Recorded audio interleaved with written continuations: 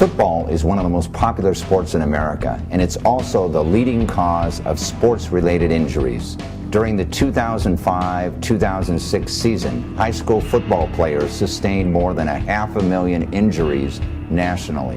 And 14-year-old high school Zachary Frith was one of them. Zach played wide receiver and defensive back. And on October 10th, 2005, Zach suffered a concussion during a freshman football game while playing wide receiver. Despite the injury, the coaches allowed Zach to remain in the game without being seen by any medical personnel. At the conclusion of the game, the coaching staff and school administration failed to make sure that Zach received medical attention or was medically cleared to continue to participate in subsequent practices and games. Zach's parents were never notified. The following week, the coaching staff allowed Zach to continue to practice and to play an entire game, despite being given orders from the Zach's family doctor prohibiting him from playing. Zach suffered a brain injury as a result of the multiple concussions sustained while playing football for the Lafayette County High School team in Higginsville, Missouri, from October 10, 2005 through October 25, 2005. A neuropsychologist specializing in traumatic brain injuries agreed to testify that the cumulative effects of the initial concussion and subsequent blows to his head during those critical 2 weeks resulted in post-concussion syndrome and severe permanent cognitive deficits. According to the Center for Disease Control, among high school sports, football is responsible for the most injuries per player.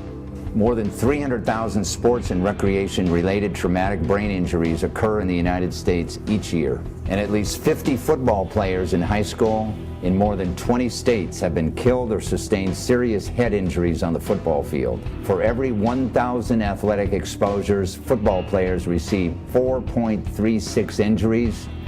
That puts football head and shoulders above the second-place sport, wrestling, which only showed 2.5 injuries per 1,000 exposures. That's troubling because young brains are particularly susceptible to second impact syndrome, a catastrophic swelling of the brain that can happen when a player sustains a second blow to the head before the first has healed. Administrators, trainers, and coaches play key roles in preventing concussions. Managing them correctly can prevent serious and permanent injuries such as those suffered by Zach.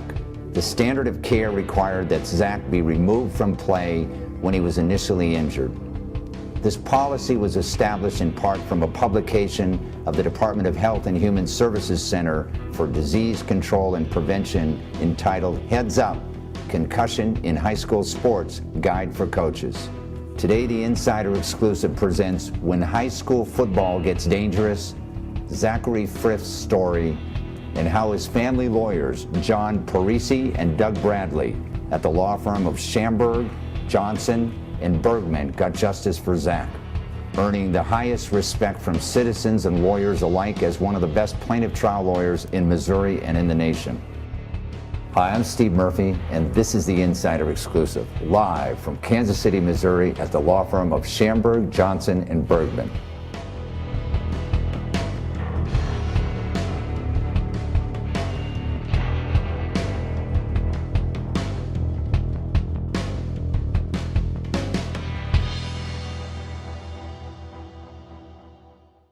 It is my great pleasure to introduce John Parisi and Doug Bradley to the show. Welcome to the show. Thank you. Thank you. Give us an overview of Zachary Frith's case against his high school. Okay, Zach was a freshman football player at Lafayette High School. Mm-hmm. He was on the JV team, and on October the 10th, 2005, just over 5 years ago, he was in a game, and he took a hit, and it was noted by the coaches that in that hit, he probably sustained a head injury. But they didn't pull him from the game. They continued to let him play. But they filled out an injury form, and that injury form made its way to his actual file. We were able to get that. Doug was actually able to get that. And what that form said was that he sustained a head injury in that game, but the parents weren't notified. And because the parents weren't notified, they didn't know about it because it wasn't an obvious knockout on the field. It was a relatively slight blow, but it dazed them. There's no question about that.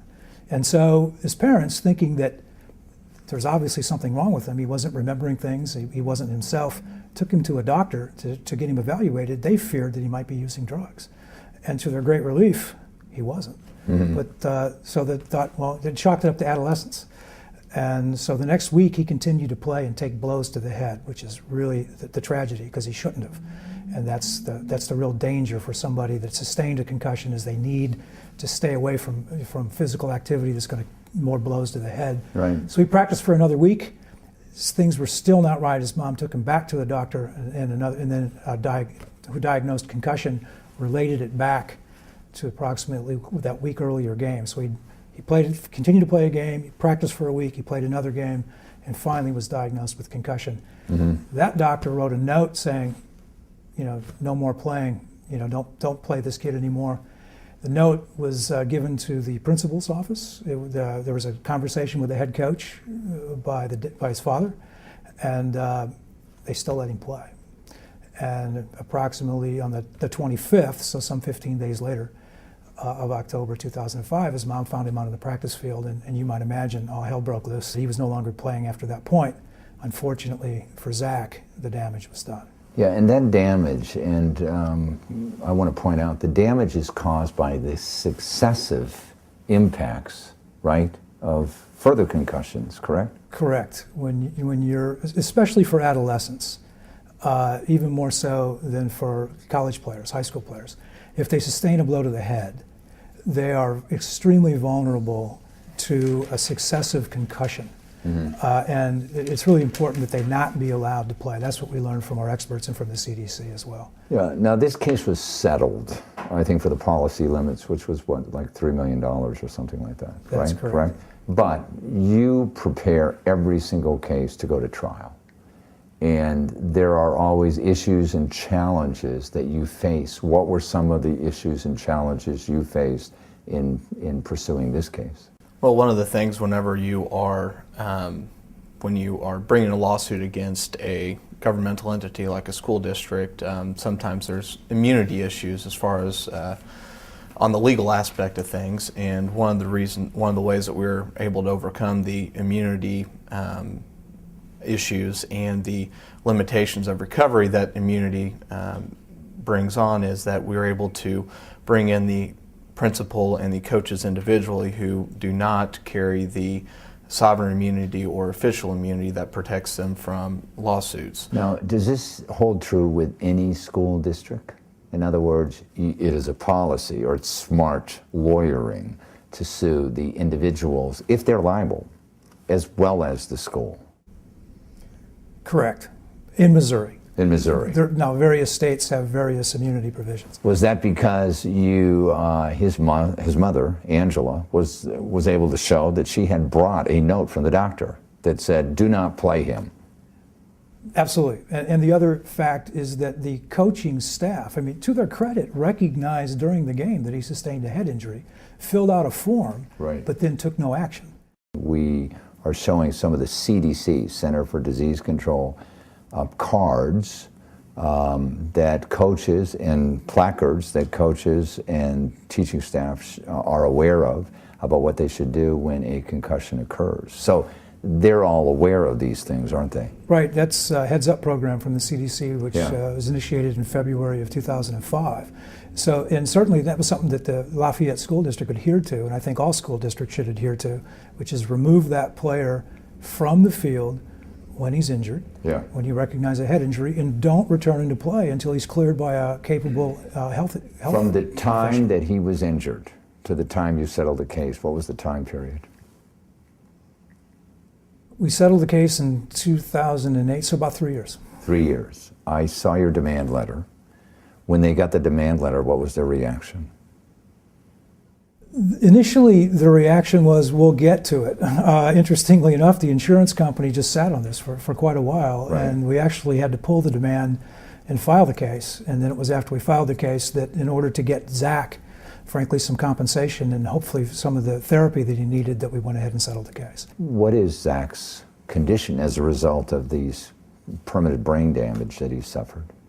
Tragically, he has got a very, very severe injury to his short-term memory, and literally can't remember from 1 hour to the next off times what he's supposed to be doing. He's sustained a pretty severe cognitive injury, and that he's borderline in terms of average normal intelligence. He's low intelligence level. Right. He is living independently now, though, isn't he? He is, with with a lot of assistance from his mom. Okay, well, that's good. We're going to have him on here right now, so let's bring him on.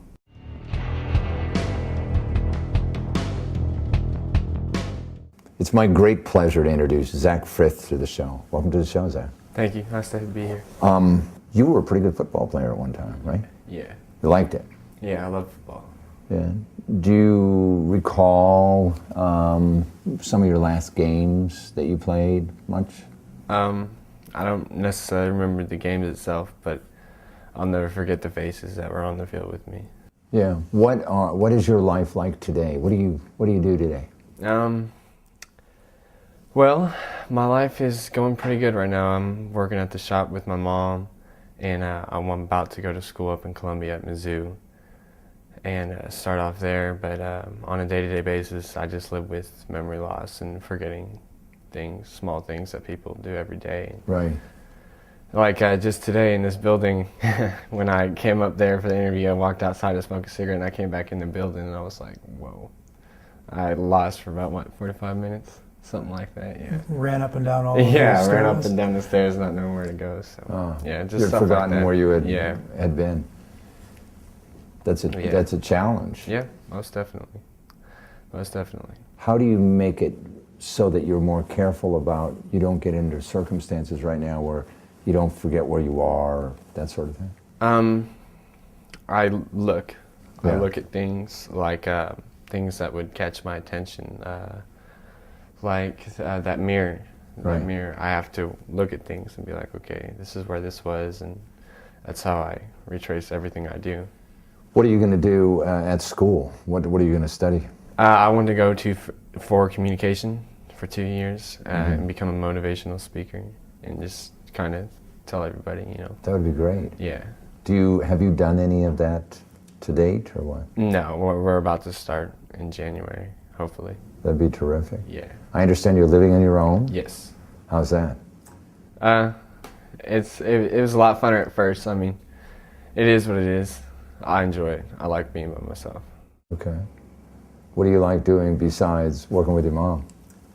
I hang out with my friends all the time. We like to spend a lot of time here in Kansas City. Go to the plaza and stuff, just walk around, go to the mall, go to the movies, chill at the house, hang out. Mm-hmm. Getting some valuable time in there before everybody disappears. Right. This law firm and John handled a pretty good case there for Oh you. yeah. What's your opinion of these guys? If it wasn't for these, I wouldn't have a life at all. If it wasn't for these guys, I wouldn't. Well, they really admire you. I admire the hell out of it. The hell out of it.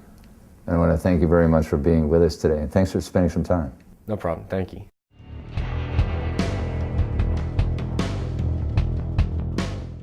Gives me great pleasure to introduce Angela and David to the show. Welcome to the show. Thank you. This has been a horrendous experience for you, hasn't it? Yes. 2005, your son gets clobbered in a football game.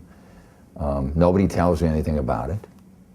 You notice that he is acting strangely, so you bring him to the doctor, and thank God he wasn't using drugs, right? Right. On top of that, he goes back and play, and the coaches and the school administration knew he had suffered a concussion that had been documented, right? Right. You finally take him back to the doctor and find out that he has suffered a concussion. You bring a note to the school from the doctor that he's not to play, and what do you find out? Right. Well, one day it was Zachary had went to school, and he had a doctor's appointment that afternoon, and I had told Zach, be sure and ride the bus home. Don't forget you have a doctor's appointment. Mm-hmm. So he, that afternoon came, and he didn't get off the school bus, and I told David, I said, Zach didn't get off the bus, he must have forgot. And that wouldn't have been typical of him, would it? No. Prior to that time? No. No, he would remember. He would have remembered. So I went to the field, and I saw Zachary dressed out, and he was at practice. and I went to the field. I ran out on the field, and I ran up to Zachary, and he looked down at me and he said, "Mom, why are you here?" And I said, "You're here, I'm here because you have a doctor's appointment." And he said, "I do." And I go, "Yeah, you do." He goes, "Is there something wrong with me?" And I said, "Yeah, you don't remember things so well, Zach, and you don't supposed to be playing football." So the head coach came over and said, "Is there a problem here?" And I said, "Yes, Zachary doesn't supposed to be playing ball." And he said, "Oh, I didn't know that." And I said, "You did know that because you just spoke with my husband last week about it. Right.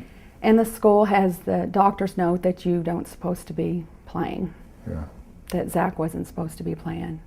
And so he said, "Well, we just didn't catch it." And I said, "There's 4 coaches out here and none of you all caught him playing ball." That was a lie, wasn't it? Right, because I called the coach, Yeah. and I also hand carried the note to the office to make sure they got it. So they were well aware of it. They just wanted to play him. I think Right. so. Zach was really good. I had one of the coaches comment that he was very talented and that he was good. If you look at Zach today versus prior to these concussions, how is he different? What are the challenges? Well, he forgets things. He misplaces his keys. He'll lose his cell phone a lot. He can't sit and watch TV because of the commercials. He'll forget. He forgets what he's watching. So Really? His ability to focus and stay on task is very difficult for him. His recall, he'll repeat himself throughout the day. It used to be I would say to him, "Oh, you already said that." But now I don't say that. I just listen, and as he repeats himself. Does he get frustrated with himself, with his inability to remember things? yes. He does. But Zach does amazingly well to hold it inside. But he does get frustrated. He covers it up. He knows how to cover it, and so that other people and his friends don't know. Right. But because I'm his mom and I've been around him for so long, I know when he's doing it. And one evening he followed me home and he said, "I need to talk to you." And I said, "Okay, come on in the house." And we're sitting at the table. And he was very angry that day. And I looked at him and I said, "What is this about, Zach? What is this really about?" And he said, "Mom, I went to a party over the weekend with some friends. And so we were on Facebook. My friend was showing me today on the computer all the pictures from where we went to the party." And he said, "I wasn't there. And there's pictures of me with my friends and doing things." And he said, "I never did it. I can't remember any of it." And I'm sorry, Zach. That I can't fix that for him. Having this happen, you have other children, right? Yes. Okay, having this happen puts a lot of stress on both of you. How has that affected your lives? I think it's had a huge impact on our family. I have 2 sons, and they went through a lot. Zachary got very aggressive after he got hurt, and my sons are coming around to letting that go, but I think they were hurt and angry. And David and I spent so many years just focused on Zachary that my youngest son, I just feel like I lost those years because David and I were so, and every day, even now, we are consumed with making sure that Zach is taken care of. He lives independently now, doesn't he? Yes, but Yes, we he does. constantly help him with stuff. So you have to go over there almost daily and stuff. Well, we check on him, like he'll come to my work because I Yeah. work right there. I don't work too far from him. So we all live within probably 2 miles of each other. So we are, Zachy's 19, right? Yes. Yes. Nineteen. I want to thank both of you for spending your time with us. There's other parents out there that have, unfortunately, may go through these same similar circumstances, and how difficult it might be. And you know, you guys are my heroes for helping out your son, and I appreciate you being on the show.